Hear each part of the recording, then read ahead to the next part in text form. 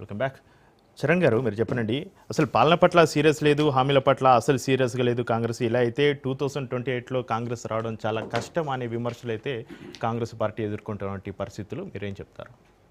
Congress party చాలా సీరియస్గా ఉంది కాబట్టే క్యాబినెట్ సమావేశాలు ఏ విధంగా జరుగుతున్నాయో చూస్తూ ఉన్నాం.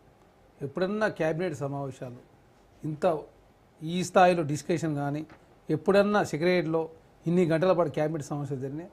జస్ట్ డైనింగ్ టేబుల్ మీద కూర్చొని నిర్ణయాలు తీసుకున్నట్టుగా జస్ట్ సంతకాలు పెట్టించి ఏం జరిగిందో కూడా తెలియని పరిస్థితి. ఇక్కడ క్యాబినెట్ సమావేశం అయిపోగానే మంత్రులు క్యాబినెట్ ఏం నిర్ణయాలు తీసుకున్నా, ఏ నిర్ణయాల పట్ల ప్రభుత్వం ఏ విధంగా ముందుకు చాలా స్పష్టంగా వివరించే ప్రయత్నం జరుగుతూ ఉంది. అదే కాకుండా ఇప్పుడు తెలంగాణ ముఖ్యమంత్రి రేవంత్ రెడ్డి దగ్గర మున్సిపాల్ ఉంది, హోం శాఖ ఉందని చెప్పి బీఆర్ఎస్ పార్టీ కావచ్చు చాలామంది నాయకులు మాట్లాడుతున్నారు. కేసీఆర్ గారు 2014లో జిఏడి కావచ్చు, సోషల్ వెల్ఫేర్, మైనార్టీ వెల్ఫేర్ తన దగ్గరనే ఉన్నది. 3 శాఖలు అప్పుడు వారు కూడా పెట్టుకున్నారు. 2018లో జిఏడి, శాంతి భద్రతలు, రెవెన్యూ, నీటిపారుదల శాఖ కీలకమైనటువంటి 5 పోర్టుఫోలియోకి కేసీఆర్ గారే మంత్రిగా వ్యవహరించారు. నరేంద్ర మోడీ గారు ఈ దేశంలో ప్రధానమంత్రి personal, public grievance, pension, atomic energy, space దాదాపు 5 శాఖలు వారు మంత్రిగా పనిచేస్తూ ఉన్నారు. ఇప్పుడు మంత్రి అంటే ముఖ్యమంత్రి అంటే ఏంది? మంత్రిలో ఒక ముఖ్యమైన వ్యక్తి ముఖ్యమంత్రి అంటారు, అంతేనా కదా? దానిలో భాగంగా వారు ప్రయారిటీ బేస్లో విద్యారంగానికి ప్రయారిటీ అని చెప్పి ముఖ్యమంత్రి గారు భావించి విద్యారంగాన్ని ప్రక్షాళన చేసే ప్రయత్నంలో భాగంగా ఎడ్యుకేషన్ శాఖను వారి దగ్గర పెట్టుకున్నారు. మున్సిపల్ శాఖ సంబంధించి పట్టణాల్లో అదేవిధంగా మున్సిపాలిటీలన్నీ కూడా పట్టణీకరణలో భాగంగా మాస్టర్ ప్లాన్ లేకుండా ఉంటా ఉన్నాయి. అదే కాకుండా కాలుష్యం ఎదురుతూ ఉన్నాయి. కాబట్టి మున్సిపల్ శాఖను సరిదిద్దే ప్రయత్నం ముఖ్యమంత్రి గారు మున్సిపల్ శాఖ, హోంశాఖ, విద్యాశాఖలు వారి దగ్గర ఉండి వారే స్వయంగా పర్యవేక్షిస్తూ ఉన్నారు. అదే కాకుండా ఇప్పుడు కేంద్రంలో దాదాపు 81 మంది మంత్రులు ఉండాలి, 72 మంది మాత్రమే ఉన్నారు. మరి 9 మంత్రి పదవులు కేంద్రంలో ఖాళీ ఉన్నాయి. అదే కాకుండా కేసీఆర్ గారు ముఖ్యమంత్రి ఉన్నప్పుడు కూడా 2 శాఖలు ఎప్పుడు ఖాళీ పెట్టి, ఇప్పుడు ఉన్నది కాంగ్రెస్ ప్రభుత్వంలో 2 మాత్రం ఖాళీ ఉన్నాయి. ఆ ఖాళీ ఉన్నటువంటి పేరుకు మాత్రమే ఖాళీ ఉన్నాయి తప్ప మంత్రులకు సంబంధించిన పూర్తి స్థాయిగా అందరూ మంత్రులు పనిచేస్తూ ఉన్నారు. కాబట్టి ఒకరికి ఎక్కువ కావాలో ఒకరు తక్కువ అవుతుంది. అదే కాకుండా కాంగ్రెస్ పార్టీ చిత్తశుద్ధి ఉంది కాబట్టి మీరు చూస్తూ ఉన్నారు చాలా కీలకమైన అంశాల విషయంలో క్యాబినెట్లో చర్చించిన తర్వాత ప్రజలకు వాస్తవాలు వివరించే ప్రయత్నం కూడా జరుగుతూ ఉంది. కాంగ్రెస్ పార్టీ సీరియస్నెస్ ఉంది కాబట్టి ఆర్టీసీ కార్మికులకు ఆ రోజులు ఎన్ని రోజులు చేశారు? 53 రోజులు పాటు చేశారు. ఎంతమంది చనిపోయారు?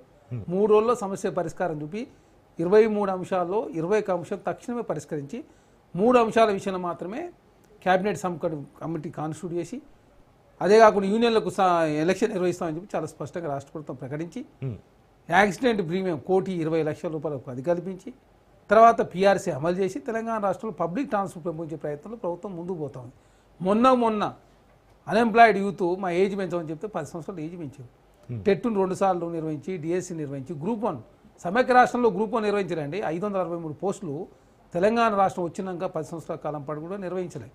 చిన్న పేపర్ లీక్ జరగకుండా తెలంగాణ రాష్ట్రంలో group 1, group 2, group 3, group 4, TET, DSC, అదే కాకుండా ఉద్యోగాలకు సంబంధించిన టీచర్ల ట్రాన్స్ఫర్లు, ప్రమోషన్లు ఇచ్చినటువంటి చరిత్ర కాంగ్రెస్ పార్టీ. అదే కాకుండా మెట్రోని సెకండ్ ఫేజ్, థర్డ్ ఫేజ్ విస్తరించాలంటే ఖచ్చితంగా మెట్రోని తీసుకోవాలని చెప్పేసి ఎలాంటి నిబంధన పెడితే మెట్రోని కూడా స్వాధీనం చేసుకొని ఎంఎంటీఎస్ని, ఆర్టీసీని మెట్రోను అనుసంధానం చేసే ప్రయత్నంలో ప్రభుత్వం ముందుకు పోతాం. ఒక మహానగరాన్ని నిర్మించే ప్రయత్నంలో 4th సిటీని కూడా తెలంగాణ రాష్ట్రంలో ఏర్పాటు చేసే ప్రయత్నం జరుగుతూ ఉంది.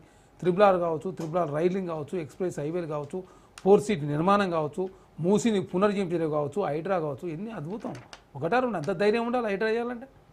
అదే కాకుండా టెంపుల్ రెనోవేషన్, మీరు యాదాద్రి టెంపుల్ రెనోవేషన్ చేస్తే మేము రాజన్న టెంపుల్, బాసర టెంపుల్, మంచిరేవులలో పురాతన శివాలయం, తర్వాత 1 కాదు 2 కాదు. హైడ్రా విషయంలో చాలా విమర్శల పాలవుతుంది కాంగ్రెస్. పేదల ఇళ్ల జోలికి వెళ్తుంది కానీ బడాబాబుల జోలికి వెళ్ళడం లేదని విమర్శలని ఏం చెప్తారు మీరు? ఈ విమర్శలు అనేది తాత్కాలిక. మీరు చూసారు ఖమ్మంలో నిజమైన పేదవాళ్ళకి అన్యాయం జరుగుతుందంటే ఇమీడియట్లీ వాళ్ళకు జాగా ఇచ్చుతో పాటు ఇందిరమ్మ ఇల్లు ఇస్తామని చెప్పి రాష్ట్ర ప్రభుత్వం మాట ఇచ్చింది. అదేవిధంగా మూసీకి సంబంధించిన అంశం విషయంలో కూడా ఎవరైతే గర్భంలో పోయిన వాళ్ళకు డబుల్ బెడ్రూమ్లు, ప్లేస్ పోయిన వాళ్ళకు ఇండ్లు ఇచ్చే ప్రయత్నంలో ప్రభుత్వం ముందుకు పోతూ ఉంది. ఇక్కడ కూడా హైడ్రా విషయంలో కూడా చూసాను కదా, మొన్న అదేవిధంగా కమిషనర్ గారు చాలా స్పష్టంగా ప్రకటించిండు, నిజంగానే ఎవరికైనా పేద వర్గాలకు సంబంధించి ఇల్లు కూల్చి ఉంటే, తప్పు జరిగి ఉంటే ఖచ్చితంగా రీప్లేస్మెంట్ చేస్తా ఉన్నాం, ప్లేస్ ఇస్తా ఉన్నాం, ఇల్లు ఇస్తామని చెప్పి చాలా స్పష్టంగా. జిహెచ్ఎంసీ ఎన్నికల్లో కాంగ్రెస్కి బుద్ధి చెప్పే అవకాశం ఉంది. హైదరాబాద్ మొత్తం యునానిమస్గా ఇటు కాంగ్రెస్కి యాంటీగా మారనుంది అని ఎవరన్నారు? కంటోన్మెంట్ ఎలక్షన్ జరిగితే ఏం జరిగిందో చూసినాము, జూబ్లీస్ ఎలక్షన్ జరిగితే ఏం జరిగిందో చూసినాము. చేవేళ్ళ బీఆర్ఎస్ పార్టీ సిట్టింగ్ స్థానం అక్కడ 3rd పోయారు. మల్కా ఏరియా ఎవరిది? కాంగ్రెస్ పార్టీది. మేము సెకండ్ వచ్చినాం, బీఆర్ఎస్ పార్టీ థర్డ్ పోయింది. సికింద్రాబాద్లో బీఆర్ఎస్ పార్టీ థర్డ్ పోయింది. చుట్టూ చూస్తా ఉన్నాం పరిస్థితి అంతా. ఎక్కడ ఇప్పుడు బీఆర్ఎస్ పార్టీ సంబంధించి 2 సిటీ స్థానాలు ఓడిపోయి మీ చేవేళ్ళ మీరే పోయిన పరిస్థితి. అదే కాకుండా మీ స్థానాల పరిస్థితి ఏందో తెలుస్తా ఉంది. కాబట్టి దేశంలో భారతీయ జనతా పార్టీ చూస్తూ ఉన్నారు కదా.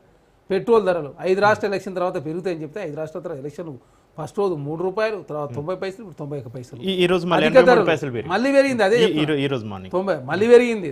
3 పెరిగింది. ఇదే ధరలు ఇట్నే పెరుగుకుండా పోతాయి. మీరు చూస్తారు భారతీయ జనతా పార్టీ ఘోరమైన వైఫల్యం చెందకపోతే చూడండి. వాళ్ళు మొన్న 33 పార్టీలతో పొత్తు పెట్టి ఏ పార్టీ కూడా పొత్తుకు రాదు. మీరు చూడండి ఏ పార్టీ కూడా భారతీయ జనతా పార్టీ పొత్తు రాదు. ఆర్థిక సంఘం ఇట్నే కంటిన్యూ అయ్యి ఇన్ఫ్లేషన్ ఇట్నే పెరిగి రూపాయి డాలర్తో పోసి 96 రూపాయలు ఇంకా పెరుగుతూ పోతే శ్రీలంక లాంటి పరిస్థితి, నేపాల్ లాంటి పరిస్థితి వస్తే నరేంద్ర మోడీ గారు ఘోర వైఫల్యం చెందాడు. ప్రతిపక్ష పార్టీలు ఏ పార్టీ కూడా పొత్తు పెట్టుకున్నా కూడా రారు. కాంగ్రెస్ పార్టీ స్వతహాగా దేశంలో ఒంటరిగా పోటీయాలైన ఒకే లక్ష్యంతో ముందుకు పోతున్నారు. కాబట్టి మీరు చూస్తా ఉన్నాం మొన్న మాకు 99, అంతకుముందు 50, అంతకుముందు 43 మా సంఖ్య పెడుతుంది. 150 స్థానాలు వస్తే కాంగ్రెస్ పార్టీ దేశంలో ప్రధానమంత్రి రాహుల్ గాంధీ గారి అవకాశం ఉంటే తెలంగాణ రాష్ట్రంలో కాంగ్రెస్ పార్టీ అట మీరు చెప్తున్నాం అదే చెప్తాను. 2014 నుంచి 2023 వరకు, 2014 నుంచి 2026 వరకు నరేంద్ర మోడీ గారి పరిపాలన, కేసీఆర్ గారి పరిపాలన, రేవంత్ రెడ్డి గారి తెలంగాణ రాష్ట్ర కాంగ్రెస్ పార్టీ ఏం చేసిందో చర్చ చేద్దాం. బయట టీవీలలోనో లేకపోతే Namaste Telangana, T News, Telugu Scribe కాదు, అసెంబ్లీ వేదికగా చర్చ చేద్దాం. ఎందుకంటే దేవాలయం లాంటి అసెంబ్లీలో తెలంగాణ రాష్ట్రంలో కాంగ్రెస్ పార్టీ వచ్చిన తర్వాత సన్నబియ్యం ఇచ్చినవా లేదా, రుణమాఫీ 21,000 కోట్ల రూపాయలు చేసినవా లేదా, బోనస్ 500 రూపాయలు ఇస్తున్నావా లేదా, తర్వాత తరుగు గతంలో తరుగు పేరు ఒడ్లను 7 నుంచి 8 కిలోలు తరగనే ప్రసక్తి లేదు. గతంలో ఎప్పుడు ఇస్తారో తెలియని పరిస్థితి. పైసలు 72 గంటల్లో అకౌంట్లో జమ చేస్తూ ఉంది రాష్ట్ర ప్రభుత్వం. 5,000 రైతు బంధును 6,000 రూపాయలు చేసినాం. 1 కోటి మంది మహిళలను కోటీశ్వరులు చేసే ఏకైక లక్ష్యంతో 57 లక్షల కోట్ల రూపాయలు వడ్డీ లేని రుణాలు రాష్ట్ర ప్రభుత్వం కల్పించింది. కాబట్టి తెలంగాణ రాష్ట్రంలో 57,000 కోట్ల రూపాయలు కాంగ్రెస్ ప్రభుత్వం సోలార్ విద్యుత్తులు కావచ్చు, పెట్రోల్ బంకులు కావచ్చు, శిల్పారాముల స్టాళ్ళు కావచ్చు, స్కూల్ యూనిఫామ్లు కావచ్చు, 1 కాదు 2 కాదు, మేము దేశంలో ఏ రాష్ట్రాలు చేయని విధంగా మహిళల కోసం అద్భుతమైన పథకాలు తీసుకొచ్చిందని ఎకనామిక్ సర్వే పార్లమెంట్లో ఒక రోజు బడ్జెట్ ముందు ఎకనామిక్ సర్వే ప్రశంసించింది రాష్ట్ర ప్రభుత్వాన్ని. కాబట్టి అప్పులైనా, ఆస్తులైనా, ఉద్యోగాలైనా, పరిపాలన సంబంధించిన అన్ని అంశాల విషయంలో ప్రభుత్వం విద్య, వైద్యం, సేద్యం అన్ని విషయాల్లో చర్చ చేయడానికి సిద్ధంగా ఉంది. కేంద్ర ప్రభుత్వం ఇక వాళ్ళు చెప్తారు ఎన్నడన్నా డెవలప్మెంట్ మీద ఓట్లు అడిగిరండి. ఎంతసేపు పుల్వామా, బాలాకోట్, రామ మందిరం, కాశ్మీర్ స్టోరీ, కేరళ స్టోరీ, ఏదో ఒక స్టోరీ తీసుకొచ్చి బంగ్లాదేశ్ వాళ్ళు అని చెప్పి మన పశ్చిమ బెంగాల్ ఎలక్షన్ల తర్వాత ఇంకొక పాకిస్తాన్ వాళ్ళు వచ్చారని, ముస్లింలు అని, ఇదామని తప్ప మేము వచ్చిన తర్వాత జీడీపీ ఇంత అయింది, ఉద్యోగ కల్పన ఇంత అయింది, మేము వచ్చిన రూపాయి 14 చేయమంటారని నరేంద్ర మోడీ గారు గుజరాత్ ముఖ్యమంత్రిగా ఉండి పాకిస్తాన్ రూపాయి ఎట్టుంది, బంగ్లాదేశ్ ఎట్టుంది, భారతదేశ రూపాయి ఎట్టుందని మాట ఇవాళ 96 రూపాయలు అయింది సార్. ఎడిపోయినాం నరేంద్ర మోడీ గారు. మీరు ఇవాళ ఎందుకు స్పందిస్తలేరు? ఈ దేశంలో అధిక ధరలతో ప్రజలు ఇబ్బంది పడతా ఉంటే ప్రత్యామ్నాయ మార్గాలు అన్వేషించే ప్రయత్నంలో మీరు ఘోరంగా విఫలం చెందారు. విదేశాంగ విధానం Bharatiya Janata party utter flop అయింది. అదేవిధంగా రక్షణ శాఖ అదేవిధంగా అడ్వైజర్ ఎవరంటే అజిత్ దోవల్ గారు ఏం చేస్తూ ఉన్నారు? అది రష్యా అదేవిధంగా ఉక్రెయిన్ వారు 2 రోజులు 3 సంవత్సరాలు అయింది. ఎందుకు అదేవిధంగా ఏదైతే యూరియాకు సంబంధించిన కొరత మనం తీర్చలేకపోయినాం, ఆల్టర్నేటివ్ మార్గాలు ఎందుకు అన్వేషించలేకపోయినాం? అదే కాకుండా ఇజ్రాయెల్, ఇరాన్ వారు ద్వారా నీకు భారతదేశంలో పెట్రోల్, డీజిల్ కొరత వస్తుందని తెలుసు మీకు. ఉక్రెయిన్, రష్యా వారి ద్వారా మనం ఆ అనుభవాన్ని పొందినాం. అయినా మీరు ప్రత్యామ్నాయ మార్గాలు అన్వేషించలేదు. సోలార్ విద్యుత్ సైడ్ పోలేకపోయినాం, ఎలక్ట్రికల్ వెహికల్ సైడ్ పోలేకపోయినాం. భారతదేశం అన్ని రకాలుగా వైఫల్యం చెందింది. కాబట్టి లాస్ట్ కాన్వాయిలు తక్కువ చేసుకొని, అదే డెస్టినేషన్ వెడ్డింగ్స్ తక్కువ చేసుకోవాలని, బంగారం కొనొద్దని, విదేశీ టూర్లు పోదని చెప్పేసి నరేంద్ర మోడీ గారు ఏదో దేశ ప్రజలను మైమరిచే ప్రయత్నం చేస్తూ ఉన్నారు. ఖచ్చితంగా ఈ దేశంలో ప్రజలంతా గమనిస్తూ ఉన్నారు. నరేంద్ర మోడీ గారు వైఫల్యం మూలంగా, అదేగా జయశంకర్ గారు విదేశాంగ మంత్రిగా ఉండి అట్టర్ ఫ్లాప్ అనే విషయాన్ని దేశ ప్రజలు గమనిస్తున్నారు. ఖచ్చితంగా భవిష్యత్తులో జరిగే ఎలక్షన్లో భారతీయ జనతా పార్టీ ఘోర పరాభవం మూటగట్టుకోబోతా ఉంది. మీరు చూస్తారు భారతీయ జనతా పార్టీతో పొత్తు పెట్టుకోవడం ఏ పార్టీ కూడా భవిష్యత్తులో ముందుకు రాదు. ఈ దేశం చాలా ఇబ్బందికర పరిస్థితి ఎదుర్కోబోతుంది. కాబట్టి ఇప్పటికైనా ఆ పార్లమెంట్ ప్రత్యేక సమావేశం ఏర్పాటు చేయండి, అఖిలపక్ష సమావేశం ఏర్పాటు చేయండి అంటే కేంద్ర ప్రభుత్వం మొండి వైఖరి ముందుకు మాట్లాడదాం. గౌతమ్ గారు మీరు చెప్పండి, కాంగ్రెస్ ప్రభుత్వం పైన